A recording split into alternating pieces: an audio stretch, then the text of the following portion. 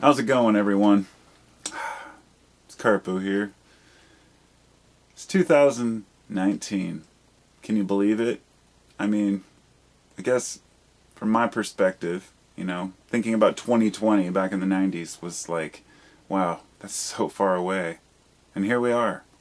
And in this particular video, I'd like to kind of address the last year as well as this year and talk about some of the issues that I think that we face as a society. And one of those, I guess some people would call the post-truth era.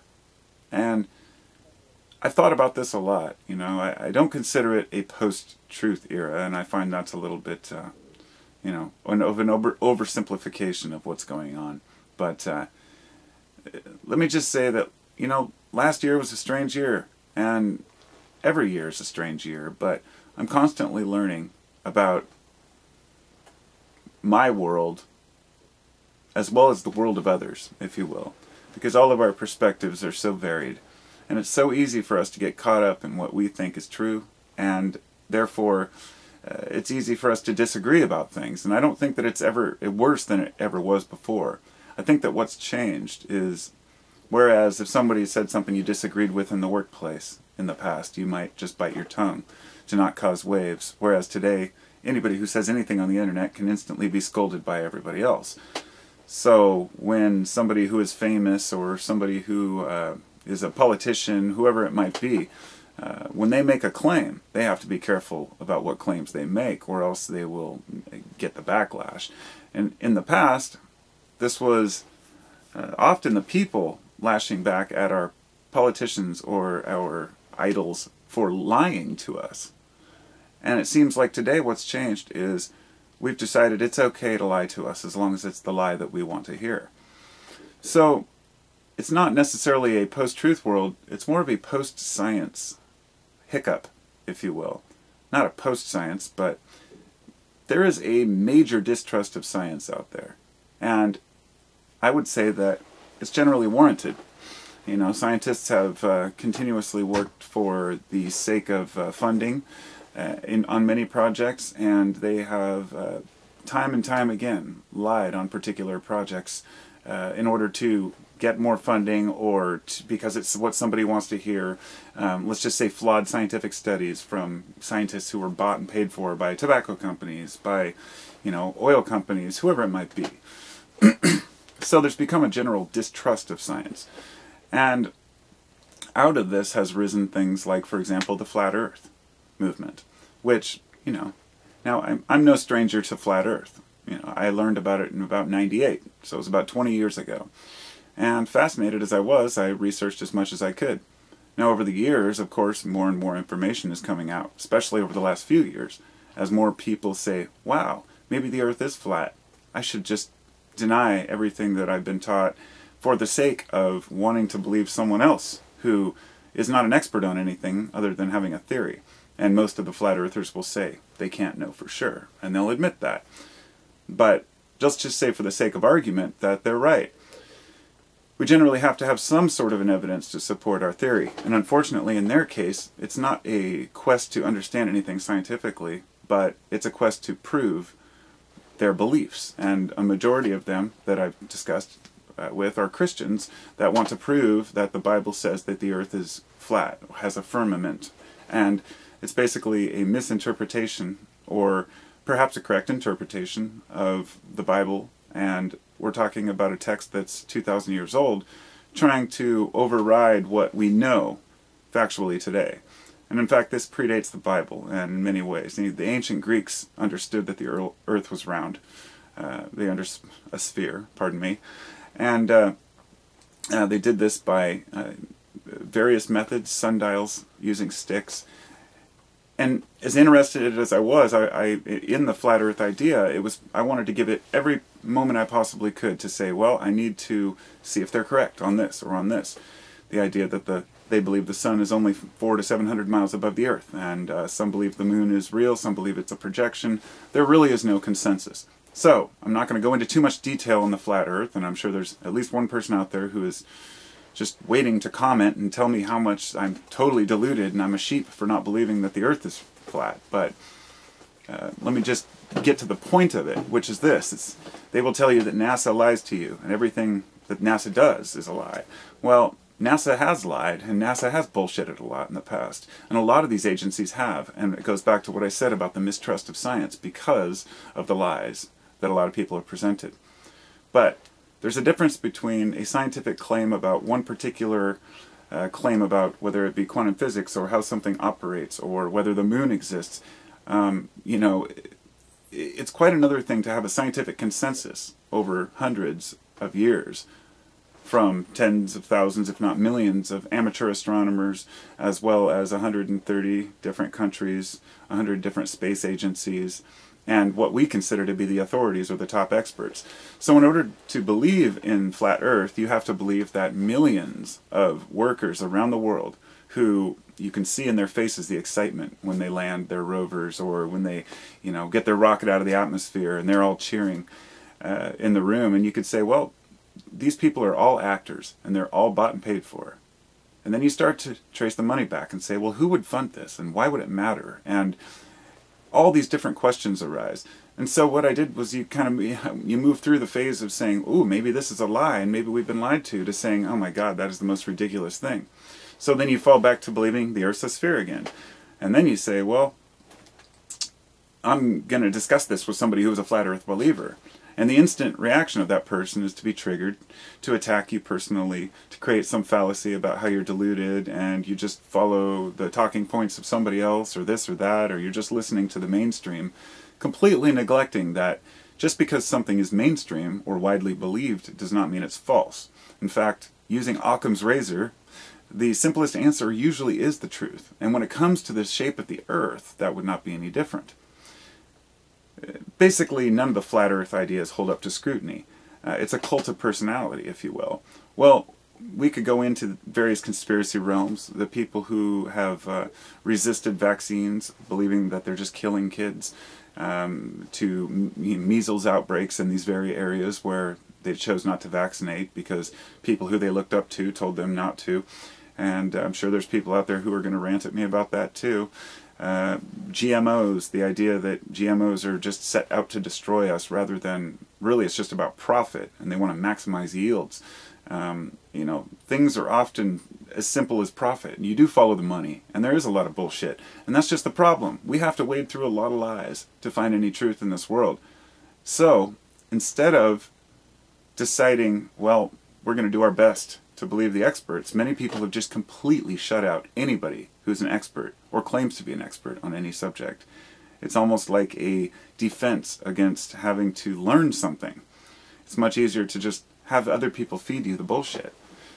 And generally, I would say that this is okay. To each his own. If you choose to live in whatever belief system you want, that should be fine.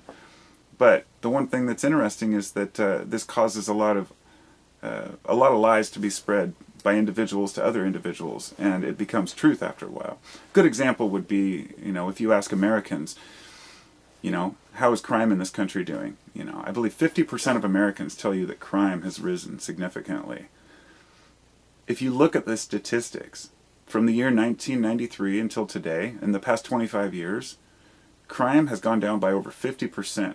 Violent crime and homicides in this country, and robberies, and I believe robberies and assaults have gone down of 60 to 70% in this country. Very significant changes. And then you have for example, a speech that I think Jeff Sessions did last year where he said, crime has risen 20% in this year and we need to do something about it. We need to pass this crime bill. Well, what they neglect to tell you is that it may have risen 20% in a 2-year period, but overall it's been cut in half since the 90s. And right now we're seeing crime levels that weren't seen since the 60s. So my point here is that you can choose to pick whatever parts of the statistics you want.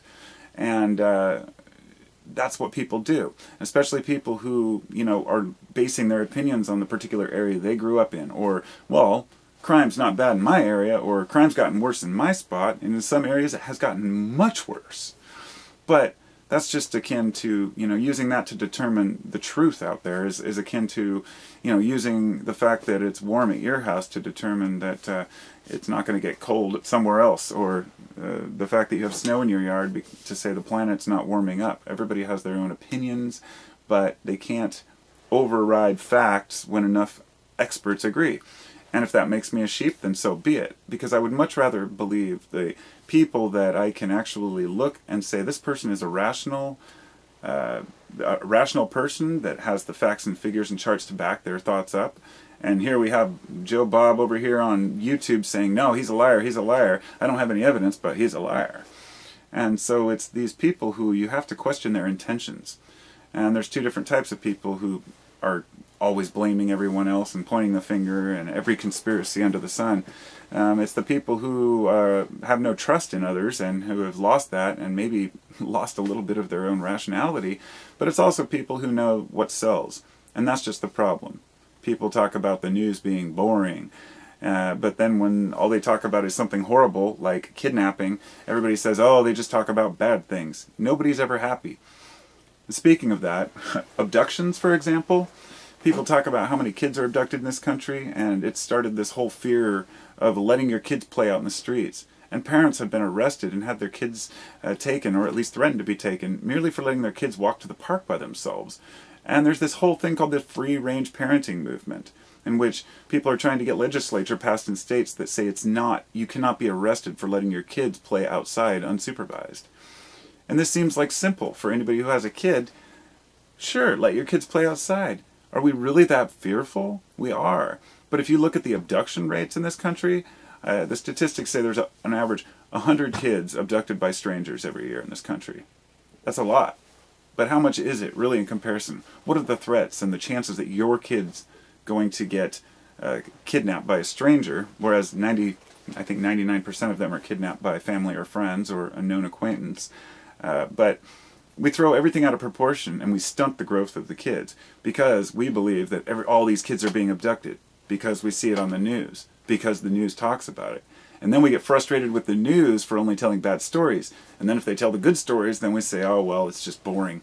My point on that is that the person who's the loudest and has the most obscene thing to say gets, generally, people watch them more than anything else. That's why the ranting and raving fox gets so many people that are like, yeah, go get him. And this is why so many YouTubers have, all these followers who are saying, screaming about Jews and, blaming Muslims and Mexicans for all their problems.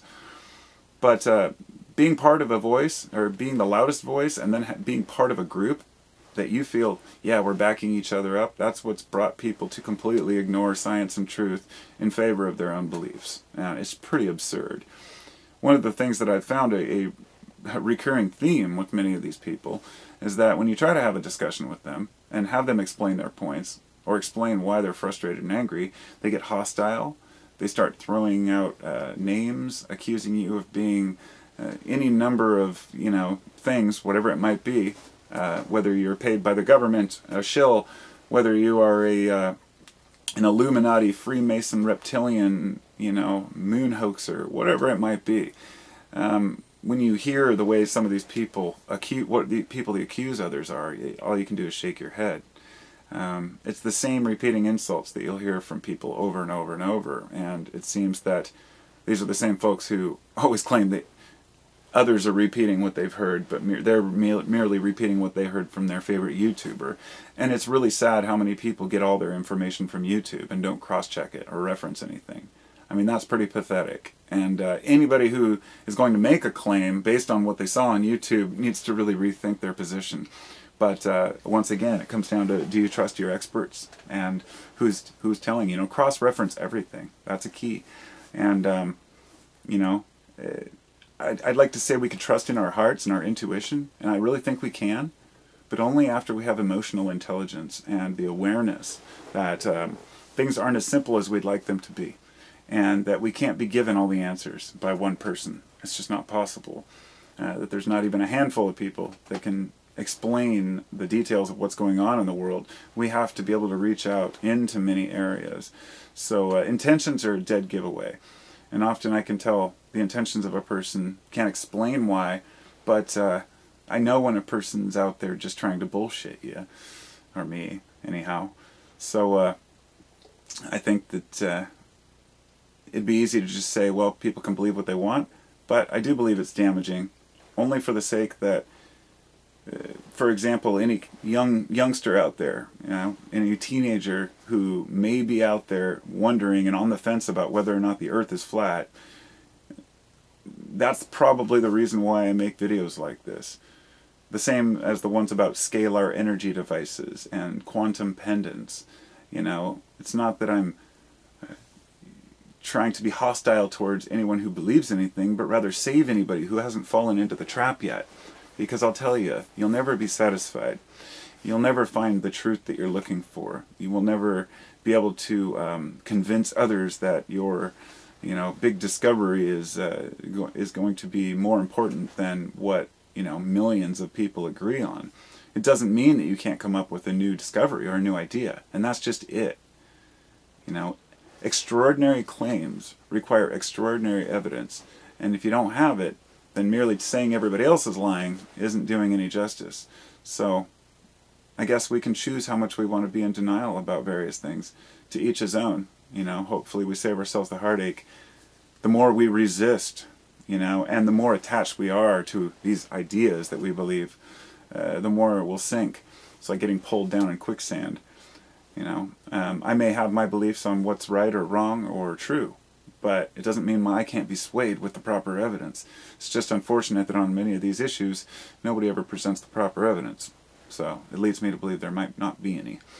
So until then, I'll stick with the experts and believe that we are hurtling through space on a globe, and that vaccines have actually saved more lives than they've taken, and a variety of other sheeple-like things that help me lead a better life and better understanding of my world. So take care, everybody. I'll talk to y'all later.